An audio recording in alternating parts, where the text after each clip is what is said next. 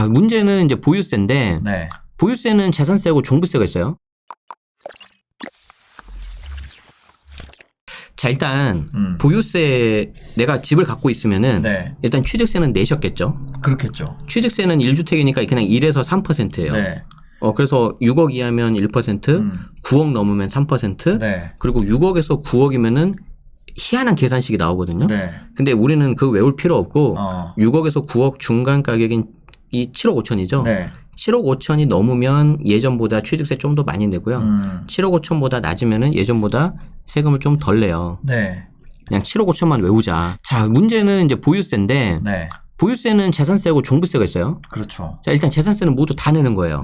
자, 그럼 내가 재산세를 얼마 낼 거냐? 네. 이거는 위택스라고 있어요. 위택스. 위택스. 네네. 위택스 재산세 미리 계산. 이렇게 나와요. 네. 바로 이렇게 나와요. 네. 여기 위에 이제 지방세 정보 있는 거죠. 네. 자, 그러면 재밌는 게 2021년, 2022년을 이렇게 보여주는 거예요. 네. 예를 들어서 한 공시 가격이에요. 네. 공시 가격은 다 이제 공동주택 가격 그 열람을 해서 보셔야 되는데 네. 뭐 한 9억을 해볼까요? 네. 9억 하면 합계가 한 260만 원 정도가 나와요. 제가 왜 9억을 했냐면 네. 공시 가격 9억이고 1주택이어야지 재산세 세율이 조금 깎아주거든요. 0.5%. 네. 그래서 이제 그것 때문에 보유세가 낮아졌다 하는데 그건 좀 어폐가 있어요. 네네. 왜냐하면 기준이 되는 이 공시 가격을 계속 올린다고 발표했거든요. 네. 그래서 이 여러분들이 그 정부 정책을 좀 보고 판단하실 때 이 공시 가격에 대해서 건드릴 거냐 안 건드릴 거냐 그걸 보시면 돼요. 네네. 이걸 안 건드리고 뭐 세율을 좀 줄여준다 이거는 약간 좀 임시 방편이에요. 이제 그 다음에는 9억이 아니라 우리가 9억 1,000으로 해볼까요? 네. 9억 1,000으로 하면은 260만 원 나오죠. 네. 그러니까 좀 넘어도 큰 차이는 안 나요. 네. 한 3만 원 더 올라가요. 그런데 이게 공시 가격이 9억이면 네. 시세 보통 공시 가격이 70% 정도 하거든요. 70% 80%? 네. 그럼 9 나누기 0.7을 하면은 네. 이게 대략 한 17억 정도 나오려나? 대략 한 그 정도 나올 거예요. 네. 그러니까 한 10 몇 억짜리 집 한 15억 정도 넘는 거 아니면은 네. 뭐 그렇게 재산세 그냥 200만 원 정도 나온다는 거죠. 재산세 200만 원. 네네. 자, 그럼 이게 끝이잖아요, 보유세는. 보유세는 이게 끝이에요. 그런데 네. 이제 집값이 만약에 비싸다. 우리 1주택 같은 경우에는 네. 집값이 너무 비싸가지고 내가 1세대 1주택 단독 명의면은 이제 공시 가격을 11억까지. 네. 만약에 부부 공동이다 그러면은 각각 6억이니까 총합 12억까지. 자, 그 경우에 12억 공시 가격이 12억이 넘어가면 이제 종부세라는 게 나와요. 네. 그러면 12억을 또 나누기 0.7 해봐요. 네. 나누기 0.7 하면 걔가 한 17, 8억 정도 될 텐데. 네. 그러니까 그 정도 집까지는 안 나온다는 거예요. 종부세는 없다. 네. 그럼 사례를 보려면 좀 비싼 집을 봐야 돼요. 네. 네. 최근에 뭐 30억에 팔렸던 네네. 그 아리팍 20평대가 제가 외웠어요. 하도 많이 봐서. 공시지가가. 네. 올해 2021년 공시지가가 16억 7천 정도 나와요. 자, 그럼 16억 7천을 어디다 집어넣으냐? 네. 종부세는 국세예요 또. 국세는 또 국세청으로 가야 돼요. 홈택스. 네. 자, 홈택스에 가시면 뭐 메뉴가 되게 많은데 네. 여기 보면은 세금 종류별 서비스라고 있어서 네. 세금 모의 계산이라고 있어요. 요걸 우리가 한번 해보자는 거죠. 네. 2021년 한번 해볼까요? 네. 자, 2021년 기준을 넣을 때 주택으로 넣으시면 되고요. 네. 자, 여기 이제 조회하면은 네. 공동주택 이렇게 조회할 수 있어요. 자, 우리는 이렇게 한번 넣어볼게요. 16억 7천. 네. 16억 7천. 조정 대상 지역이죠. 여. 자, 여기서 등록을 합니다. 네. 그래서 주택이 많으신 분들은 하나씩 다 등록을 해야 되고요. 네. 한 가지 팁을 드리자면은 부부 공동 명의가 아니다 하더라도 부부 공동 명의라고 이렇게 해가지고 네. 각각 집어넣으면 좋아요. 계산을 비교해서 알려주거든요. 자, 그리고 본인 50%, 배우자 50%, 그리고 이 중에서 재밌는 게 네. 납세 의무자를 한 명 정하게 되는데 네. 남편으로 해보겠습니다. 본인으로. 자, 그러고 나서 간이 계산해보는 거예요. 네. 자, 그러면 이렇게 딱 떠요. 이게 딱 깔끔해요. 네. 자, 16억 7천인데 네. 1세대 1주택 단독 명의라면 11억까지 이번에 특례 적용돼가지고 11억까지 빼주는 거고요. 2021년 기준으로 95% 공정시작 가입비를 곱해주거든요. 네. 그럼 과표가 5억 4천이 나오고 여기에 세율이 0.8 곱해져가지고 결론은 한 290만 원 정도가 나와요. 한 300만 원 나오네요. 300만 원 나오죠. 자, 공동 명의면은 인별 과세기 때문에 네. 각각 나눠버려요. 5대 5로 했기 때문에 16억 7천이 반으로 나눠지겠죠. 네. 8억 3,500. 그리고 각각 6억씩으로 가요. 이때 뭐 11억이라 10 이런 거 없어요. 네. 무조건 6억이에요. 자, 그럼 6억으로 되니까 이 금액이 줄어들고 세율이 결과적으로 낮아졌잖아요. 네. 그래서 81만 원이 나오고 둘이 합쳐도 163만 원 나오는 거죠. 그리고 밑에는 이제 재산세 간이세 결과인데 아까 우리 위택세 세본 거 있잖아요. 네. 그거랑 비슷하다고 보시면 되는데 이게 재밌는 게 뭔지 알아요? 뭐예요? 같은 금액을 넣어도 위택스하고 홈택스하고 이 금액이 달라요. 그러니까 아까 위택스에서 200 얼마 네. 나왔는데 지금 여기는 330. 아, 물론 이제 공시 가격이 달라서 그런 것도 있는데 네. 이게 왜 그러냐면 이게 왜 그러냐면 네. 이 재산세와 종부세를 정확하게 계산할 수 있는 분들이 많이 안 계시대요. 저도 계산 못 해요. 이게 과세 체계가 되게 복잡해서 그래요. 네.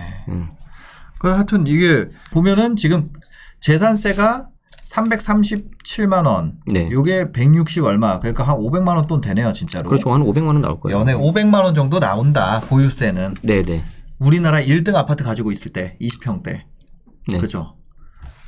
공시지가 16억 7천인 경우 네. 그 정도 나온다고 합니다. 생각보다 1주택인 경우 부부 공동명의를 하면은 그게 막 부담될 정도는 아니다. 그렇죠. 네. 그리고 부부 공동명의면 또 좋은 게 뭐냐면 이번에 특례 그 선택을 할 수가 있게 돼가지고 네네. 1세대 1주택 단독 명의면은 추가세 공제라는 게 있어요. 네. 뭐 10년 뭐 이상 보유하고 뭐 나이가 뭐 연령이 60세가 넘고 하면은 네. 종부세 세액 공제라는 걸 해주는데 그걸 선택할 수 있어요. 공동명의면. 네네네. 원래 그게 안 됐었거든요. 그러니까 이제 공동명의 요즘에 많이 하는데 네. 왜 이걸 안 되냐고 좀 했더니 아예 공동명의 하시는 분들은 단독일지 공동으로 할지 선택을 하게 해줘버렸어요. 그래서 그러면 예를 들어서 네. 이게 네네. 2주택인 경우에는 종부세가 달라요? 종부세가 달라지죠. 극단적인 케이스를 해드릴게요. 네. 자, 이걸 하나 가지고 있어서 그냥 계속 가져가면 상관이 없는데 네. 사람 제가 말씀드렸잖아요. 욕망이 끝이 없다고. 네. 지방에 예를 들어서 뭐 1억짜리 샀다고 할게요. 자, 1억짜리 샀는데 네. 자, 이 1억을 조정지역을 샀다고 가정할게요. 네. 자, 조정지역을 내가 사버렸다. 아니면 비조정으로 네. 샀는데 조정지역을 묶였다. 네. 그러면 이게 조정지역 같은 경우가 되면은 네. 종부세가 중과세율이 들어가요. 그러면 이 1억짜리 자체에 대해서는 종부세가 얼마 안 들어가는데 네. 얘 때문에 여기 덩치 큰 놈 있죠, 아리팍. 네. 얘가 종부세가 엄청 많이 들어갈 수가 있어요. 어떻게 되나 한번 봐봐요. 네. 자, 이 똑같으니까. 경우에 간이세액을 계산해 본다. 네. 자, 그러면은 지금 17억으로 들어갔죠. 네. 지금 이제 공동명의를 했어요. 네. 아까 600만 기억나세요? 원. 아까 150 얼마였잖아요. 150 얼마 했잖아요. 600으로 네. 띄워버려요. 600원 오른 거예요? 150만 원에서 600만 원 됐으니까 몇 배예요? 4배가 된 거 4배. 그러니까 4배잖아요. 네. 그래서 가끔 가다 보면 네. 저렇게 집값이 올랐는데 세금 내야 되는 거 아니냐 그런 말씀을 하시는데 네. 그것도 뭐 틀린 말은 아니겠지만 이 과정 자체가 저는 문제가 있다고 봐요. 아니 150에서 갑자기 600만 원 4배로 올려버린 게 네. 이게 정말 과연 정당하냐는 거죠. 그 과정에 있어서. 그러니까 재산세 보면 거의 똑같아요. 네네. 재산세 10만 원 올라갔는데 네. 이게 4배가 올라버린. 네. 와. 그래서 이 경우에는 어떻게 하셔야 되냐면 네. 차라리 뭐 예를 들어서 아리팍이 공동명의였는데 네. 예를 들어서 아리팍을 단독명의 남자가 가지고 있고 네. 요 1억짜리를 그냥 아내가 가지고 있어야 돼요. 네. 그러면 각각 들어가고 주택수가 종부세 중과세율 적용 안 받기 때문에 네. 오히려 보유세에 있어서는 공동명의 조심하셔야 돼요. 이게 너무 케이스가 너무 많아지는 거죠. 공동명의를 해서 유리할 때가 있고 안 유리할 때가 안 있다. 유리할 때가 있고 이렇게 생각하시면 돼요. 네. 공동명의가 다 유리한데 네. 안 불리한 게 언제냐면은 네. 바로 이 경우. 고가주택 가지고 있는 경우. 네. 그리고 주택수가 좀 많아가지고 종부세가 많이 나올 경우에는 네. 처음 사실 때부터 명의 선정을 잘 하셔야 돼요. 왜냐하면 나중에 바꾸려고 하면 취득세, 증여세 또 나오잖아요. 네, 네, 네. 그래서 처음부터 계획을 잘 세우셔야 되고 그리고 이제 공동명의가 불리한 경우가 아주 드문 케이스가 네. 이제 임대소득세. 네, 네. 내가 집을 이제 2채 이상 가지고 있으면 뭐 세를 놓잖아요. 네. 그때 나오는 임대소득세에 있어서 피부양자가 지역가입자 전환될 수가 있어요. 지역가입자는 재산에 따라 또 내잖아요. 그렇죠. 근데 재산 여기 덩치 큰 거 있잖아요. 그러니까. 예를 들어 뭐 자동차 있어봐요. 네. 뭐 그럴 리 없지만 뭐 용트가 있어봐요. 네. 엄청 올라가 버려요. 예를 들어서 내가 비규제 네. 지역에다가 네. 다주택을 했다가 네네. 1억 이하 뭐 그런 걸로 네. 그랬다가 조정 대상 지역 딱 돼가지고 이렇게 2주택 되면 조정 네. 지역 네. 2주택 되면 네. 종부세가 네네. 엄청 세게 나오는 거네요. 근데 이제 그거는 아까 이 아리팍처럼 좀 네. 덩치 큰 놈이 있어야 돼요. 그러니까 덩치 큰 걸 내가 집에 이미 갖고 네. 있는 상태에서 그런 경우에는 내가 네. 좀 버티고 팔려고 했는데 네. 보유세 때문에 오히려 더 수익률 다 날아갈 수 있어요. 그러니까요. 네. 왜냐면 종부세가 아까 보니까 뭐 600만 원인가 나오잖아요. 네. 거기다 재산세가 300 나오니까 한 1000만 원 나오는 엄청 거예요. 나오죠. 네. 그렇죠. 그래서 1억짜리 샀는데 그렇죠. 그게 1000만 원 나오면 소위 말해서 나는 한 용돈 한 1000만 원 정도 벌려고 네. 했는데 네. 그냥 고생은 고생대로 하고 남는 거 없는 그런 그러니까 케이스 될수 보유세가 있어요. 1000만 원 나오면 내가 10년 갖고 있으면 그냥 그 주택 그렇죠. 가격 없어지는 거 아니에요? 그렇죠. 세금으로. 네. 맞아요. 맞아요? 네. 예, 단순 계산해 보면은 네. 네. 그 전에 팔아야죠. 아, 그러니까. 그런데 이제 아까 3억을 말씀하셔가지고 네. 이거는 좀 같이 알고 있어야 되는데 네. 1억 이하짜리는 네. 이게 또 복잡한 건데 네. 기준시가 1억 이하짜리는 조정 대상 지역이라도 양도세 중과가 안 들어가는 경우가 있는데 네.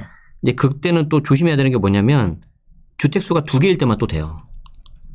아, 주택수 3개면 또 안 돼요?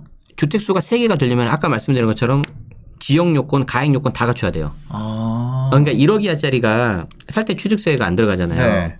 그리고 나중에 팔 때 중과가 안 들어가는데 네. 내가 전체 주택수가 2주택일 때 1억 이하짜리 먼저 팔았을 때 되는 거고요. 네. 만약에 내가 주택수가 뭐 3주택이다, 4주택이다. 그러면 취득세 피했죠. 네. 그리고 나중에 양도세 중과를 피하려면 네. 아까 말씀드린 지역 요건 들어가야 돼요. 뭐 수도권 광역시 외 네. 그리고 3억 이하. 근데 네. 아직 1억이니까 3억 안 됐겠죠. 네. 그래서 3억 이하이면서 지역 요건 갖춘 상태에서 팔면 또 양도세 중과 안 들어갈 수 있어요. 조정 대상 지역. 아. 그러니까 양도세 되게- 중과가 안 되겠네요. 작은 거는. 그래서 그걸 빨리 산 거예요, 사람들이. 아. 네. 아, 그러면 예를 들어서 네. 이런 거예요. 1억 그 양도세 구간이 네네. 1200만 원 이하는 6%잖아요. 네네네. 나 이거 100채 갖고 있어. 네네네. 다 6%로 내가 한 채씩 계속 팔면 다 6%예요? 100년이 걸리겠죠. 1년에 하나니까. 그런 거를 방지하기 위해서 합산시켜버리는 거예요. 아, 그러면 합산되니까. 1200을 두 개를 파셨잖아요. 네. 그럼 2400이니까 15% 올라가는 거죠. 만약에 10채 있어, 10채. 네. 10채면 1년에 하나씩 10년에 나눠서 팔면 네네네. 그러면 6%만 내는 거잖아요. 네. 맞아요? 근데 별로 좋은 투자는 아닌 게 네. 세율 자체는 6% 낮은데 네. 그걸 갖고 있으면서 보유세를 엄청 내잖아요. 아, 그죠. 예, 그래서 별로 좋은 전략은 아닌 것 같고 실제 제 주변에 그 임대 사업자 중에 그런 분들 네. 계세요. 이제 어차피 그 개수는 많아서 네. 이제 팔아야 되는데 네. 보유세 때문에 팔아야 되는데 너무 많이 팔면 합산가세 너무 많이 나오니까 1년에 하나씩 파는 거예요. 네. 근데 그 하나 파는 용도가 뭔지 아세요? 뭐예요? 종부세 낼 용도. 종부세 내기 위해서. 예를 들어서 요즘에 집값이 많이 올랐잖아요. 네. 한 1년에 두 채 정도 팔아버리면은 과표 10억 넘을 수도 있어요. 그러니까요. 그러면 전체 합산돼가지고 세율이 45% 구간 들어가 버려요. 1주택 보유하고 있으면 1주택인 경우에는 크게 문제 안 되지만 지방에 아주 작은 네. 거라도 어디 이렇게 잘못 이렇게 살짝 묻으면 네네. 확 커진다. 네. 보유세가 확 커지고 네. 뭐 이제 우리 이제 양도세는 지난번에 말씀드려서 말씀 그렇게 많이 안 드렸는데 네. 예를 들어서 내가 아리팍을 가지고 있고 네. 지방에 1억짜리 해가지고 용돈벌이 하려고 했는데 이제 1억짜리를 그냥 팔았어요. 네. 한 몇백만 원 남기고. 근데 갑자기 그러면 안 되지만 네. 비과세를 받아야 될 일이 있어서 아리팍을 팔아야 될 때가 있어요. 네. 뭐 사업이 안 됐다든지. 네, 그럴 수 있죠. 예, 근데 그 경우에 이제 21년 1월 1일부터는 최종 1주택이라는 비과세가 적용이 돼서 네. 내가 2주택이 돼버렸잖아요. 네. 리셋돼버려요. 그래서 2주택 된 상태에서 하나를 팔아서 1주택이 됐잖아요. 네. 다시 거기서 2년 또 추가로 있어야 돼요. 맞아. 그럼 내가 그 2년 동안 기다려야 되는 거예요. 네. 그러다가 비과세 그냥 포기하고 그냥 팔아야 될 수도 있어요. 잘못하면. 남아있는 1주택이 네. 취득 당시 조정이면은 거주 기간이 날아가 버리는 거고 그죠. 비조정이었으면 그냥 또 거주 안 해도 돼요. 네, 네. 비조정인 경우에는 네, 상관이 비조정인 없어요. 경우에는 그냥 네. 보유만 해도 된다. 네. 너무 복잡하죠. 그러니까요. 너무 복잡해요. 너무 알 복잡해요. 수가 없어. 네, 지금 거래를 할 수가 없습니다. 맞아요. 주택 거래를. 일단 무섭기도 하고 네. 대출도 안 나오고 네. 그리고 이제 정책이 어떻게 변할지 모르니까 다들 그냥 눈치 보는 거죠.